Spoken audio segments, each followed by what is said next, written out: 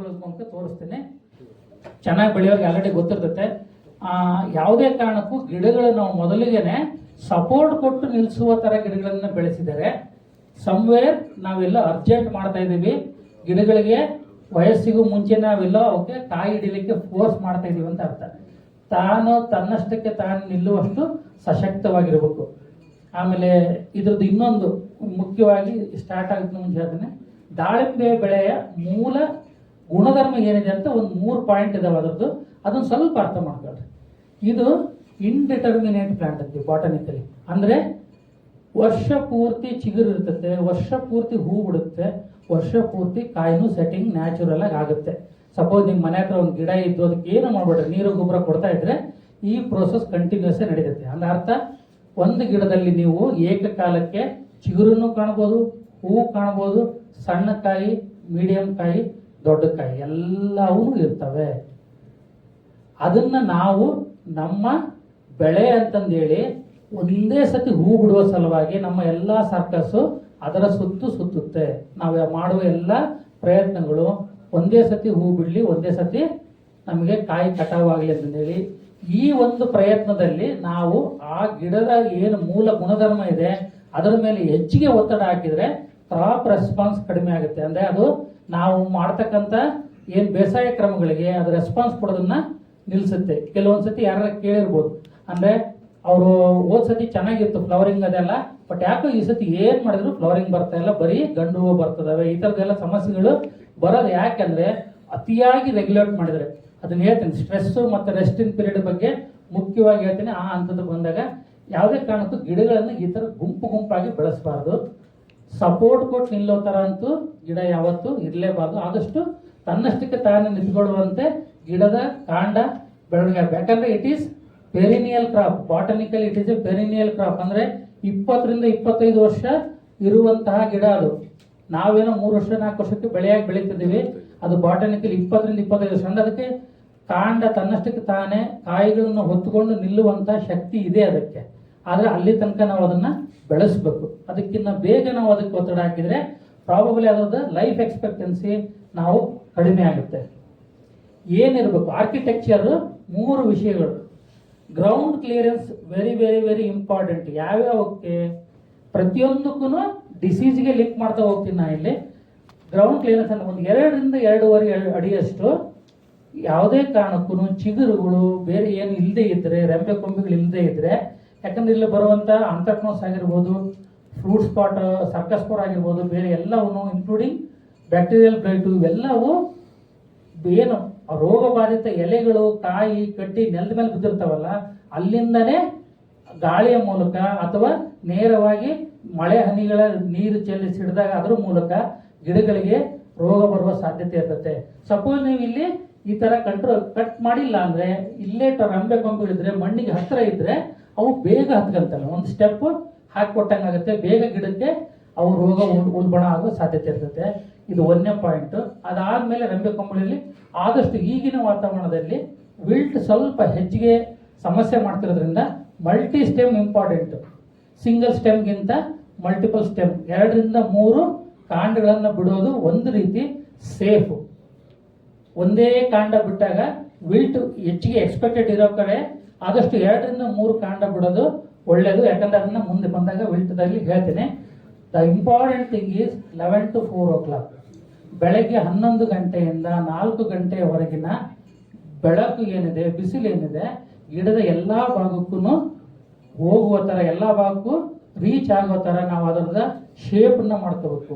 Shape ಆ ಥರ ಇರಲಿಲ್ಲ ಅಂದರೆ ಮೋಸ್ಟ್ಲಿ ಎಲ್ಲಿ ನಮಗೆ ಓವರ್ಲ್ಯಾಪಿಂಗ್ ಆಗುತ್ತೆ, ಒಂದು ಟೊಂಗೆ ಕೆಳಗೆ ಇನ್ನೊಂದು ಟೊಂಗೆ ಎಲ್ಲಿ ಬರುತ್ತೆ, ಎಲೆ ಕೆಳಗೆ ಎಲೆ ಎಲ್ಲಿ ಬರುತ್ತೋ ಅಲ್ಲಿ ನಮಗೆ ಮೈಕ್ರೋ ಕ್ಲೈಮೇಟ್ ಅಂತೀವಿ. ಆ ಸೂಕ್ಷ್ಮ ವಾತಾವರಣದಲ್ಲಿ ಹ್ಯುಮಿಡಿಟಿ, ಆರ್ದ್ರತೆ, ಅಂದಲ್ಲಿ ಹ್ಯುಮಿಡಿಟಿ ಬಿಲ್ಡಪ್ ಆಯಿತು ಅಂದರೆ ರೋಗ ಉಲ್ಬಣ ಆಗಲಿಕ್ಕೆ. ಆಮೇಲೆ 2ನೇದು ಇಂಪಾರ್ಟೆಂಟು ಸ್ಪ್ರೇ. ಅದನ್ನು ಕೂಡ ಕವರ್ ಮಾಡ್ತೀನಿ ನಾನು ಲಾಸ್ಟ್ಗೆ. ಸ್ಪ್ರೇ ರೀಚ್ ಆಗಲ್ಲ.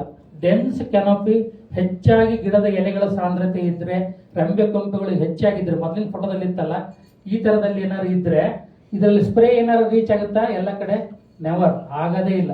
ಸ್ಪ್ರೇ ರೀಚ್ ಆಗಿಲ್ಲ ಅಂದರೆ ನೀವು ಯಾವುದೇ ಒಂದು ಒಳ್ಳೆಯ ಔಷಧಿಯನ್ನು ಆಯ್ಕೆ ಮಾಡಿದ್ರು ಕೂಡ ಎಲ್ಲಿ ಸಮಸ್ಯೆ ಇದೆಯೋ, ನಿಮಗೆ ಗಾಯ ಇಲ್ಲಿದೆ ಈ ಗಾಯಕ್ಕೆ ನಿಮ್ಮ ಆಯಿಂಟ್ಮೆಂಟ್ ಹಚ್ಚದೆ ಹೋದ್ರೆ ಆ ಗಾಯ ವಾಸಿ ಆಗಲ್ಲ. ಆಂಟಿಬಯೋಟಿಕ್ ತಗೋಬೋದು ನೀವು, but it is A very different way of managing the disease.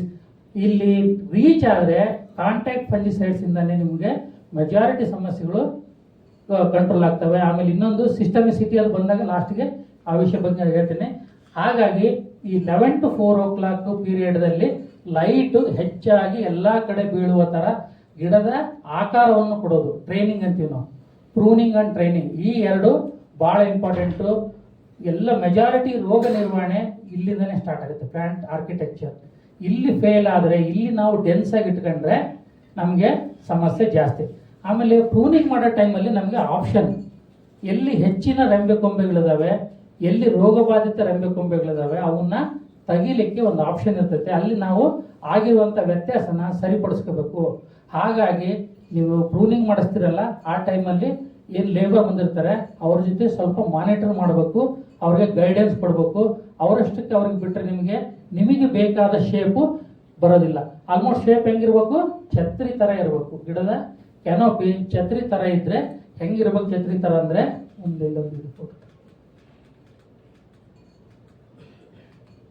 ಇಲ್ಲ ಮುಂದೆ ಬರುತ್ತೆ, ಫೋಟೋ ತೋರಿಸ್ತೀನಿ. ಆ ಒಂದು ಛತ್ರಿ ಥರ ಇದ್ದಾಗ ನಿಮಗೆ ಗಿಡದ ಸ್ಪ್ರೇ ಆಗಲಿ ರೋಗ ನಿರ್ವಹಣೆ ಆಗಲಿ ಎಲ್ಲದನ್ನು ಭಾಳ ಸಮರ್ಪಕವಾಗಿ ಆಗುತ್ತೆ.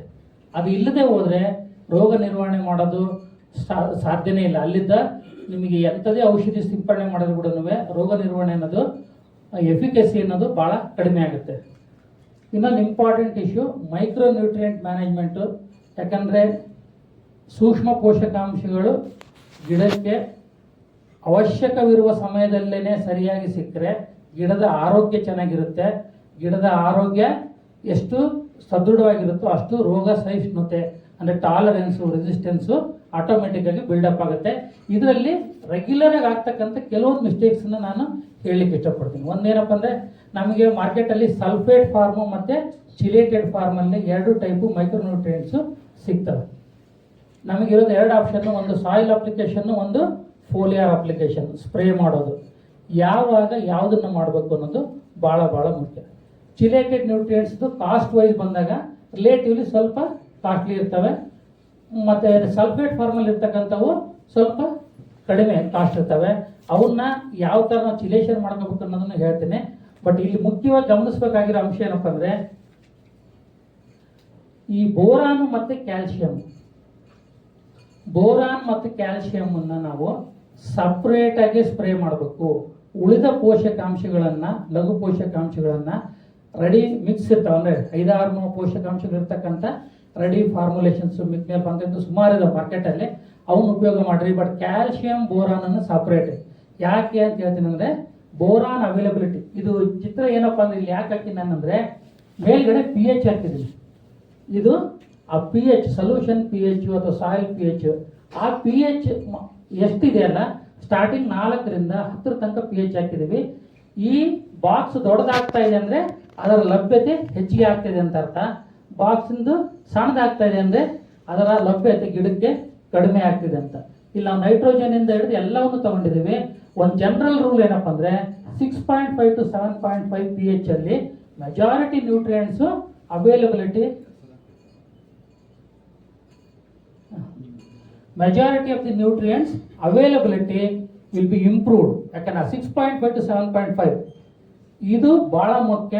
ನಿಮ್ಮ ಮಣ್ಣಿಂದು ಅಂದರೆ ಸಾಯಿಲ್ pHನ್ನ ರೆಗ್ಯುಲೇಟ್ ಮಾಡ್ಕೋಬೇಕು. ಆರ್ಗ್ಯಾನಿಕ್ ಮ್ಯಾಟ್ರ್ ಹಾಕೋದ್ರಿಂದ, ಅಥವಾ ಸಾಯಿಲ್ ಅಮೆಂಡ್ಮೆಂಟ್ಸ್ ಇದ್ದಾವೆ, ಸೆಟ್ರೈಟು, ಒಂದು ಸುಮಾರು ಸಾಯಿಲ್ ಅಮೆಂಡ್ಮೆಂಟ್ಸ್ ಇದ್ದಾವೆ. ಸೊ ದಟ್ 6.5 to 7.5 pH ಇನ್ನ ಸಾಯಿಲಿಂದು ಮತ್ತು ಸೊಲ್ಯೂಷನ್ ಸ್ಪ್ರೇ ಮಾಡ್ಬೇಕಾದ್ರೆ 6.5 to 7.5 ಮೇಂಟೈನ್ ಮಾಡೋದು ಭಾಳ ಮುಖ್ಯ. ಇಲ್ಲಿ ನಾನು ಹೇಳ್ತಾ ಇದ್ದದ್ದು ಬೋರಾನ್ ಮತ್ತು ಕ್ಯಾಲ್ಸಿಯಂ ನೋಡ್ರಿ, 6.5 ಅಂಡ್ ಅಬೋವ್ ಅವೈಲಬಿಲಿಟಿ ಹೆಚ್ಚಿಗೆ ಆಗ್ತಾ ಹೋಗುತ್ತೆ. Up to 8.5 it's availability is peak. Calcium boron ಕೂಡ initially it is the higher availability at lower concentration. ಅಂದರೆ ಪ್ಯೂರ್ ಅಸಿಡಿಕ್ ಫಾರ್ಮಲ್ಲಿ 5 pH ಅಲ್ಲಿ 5 pH ಅಲ್ಲಿ ಅವೈಲಬಿಲಿಟಿ ಹೆಚ್ಚಿಗಿದೆ. ಬಟ್ ಈ ಸೊಲ್ಯೂಷನನ್ನು ನಾವು ಸ್ಪ್ರೇ ಮಾಡೋಕ್ಕಾಗೋದಿಲ್ಲ. ಪ್ಲಾಂಟ್ ಕ್ಯಾನ್ ಸಸ್ಟೇನ್ 8.5 ತನಕ ಸಸ್ಟೇನ್ ಆಗುತ್ತೆ, ಬಟ್ ಅಸಿಡಿಕ್ pH ಇದು ಸ್ಕಾರ್ಚಿಂಗ್ ಎಫೆಕ್ಟ್ ಆಗುತ್ತೆ. ಹಾಗಾಗಿ ಇದರ ಬೋರಾನ್ ಅವೈಲಬಿಲಿಟಿ ಸಮ್ವೇರ್ ಅರೌಂಡ್ 8.5 ಮತ್ತೆ ಪೀಕ್ ಆಗುತ್ತೆ. ಹಾಗಾಗಿ ಕ್ಯಾಲ್ಸಿಯಂ ಜೊತೆ ನಾವು ಮಿಶ್ರಣ ಮಾಡಿ ಬೋರಾನನ್ನು spray in the form of spray ಕೊಟ್ಟರೆ ಅದು ಅಬ್ಸಾರ್ಪ್ಷನ್ ಹೆಚ್ಚಿಗೆ ಆಗುತ್ತೆ.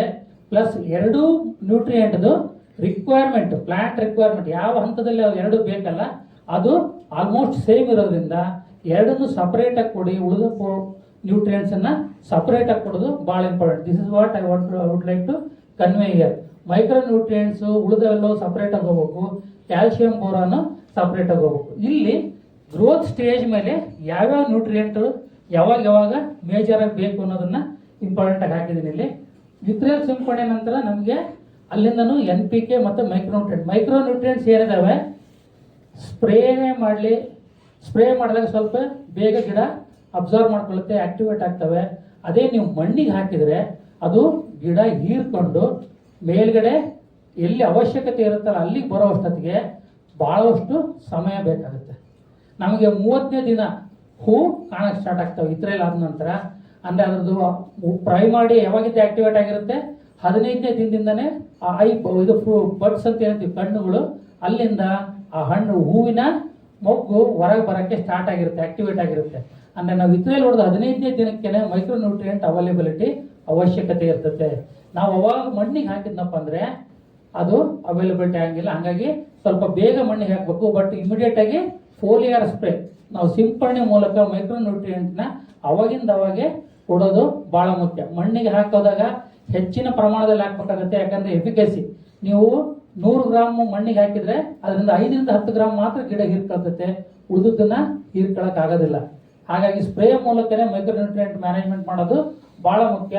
ಪ್ರಾರಂಭದಲ್ಲಿ NPK ಎಲ್ಲಿ ತನಕ ಹೂ ಬಿಡುವ ಮುಂಚಿನ ಹಂತದವರೆಗೆ, ಹೂ ಬಿಡೋಕ್ಕೆ ಸ್ಟಾರ್ಟ್ ಆಯಿತು ಅಂದಾಗ ಆ ಟೈಮಲ್ಲಿ ನಮಗೆ ಕ್ಯಾಲ್ಶಿಯಮ್ಮು, ಬೋರಾನು, ಸಲ್ಫರ್ ಇದ್ರ ಬಗ್ಗೆ ನಾನು ಅಗ್ರಿಕಲ್ಚರ್ ಟ್ರೈನಿಂಗಲ್ಲಿ ಹೇಳಿದೆ. ಒಬ್ಬ ರೈತರಿಗೆ ಅಬ್ಸರ್ವೇಷನ್ಸ್ ಹೇಳ್ತೀನಿ ನೋಡಿ, ಎಷ್ಟು ಚೆನ್ನಾಗಿ ಅಬ್ಸರ್ವ್ ಮಾಡಿದ್ರು ಅಂತ.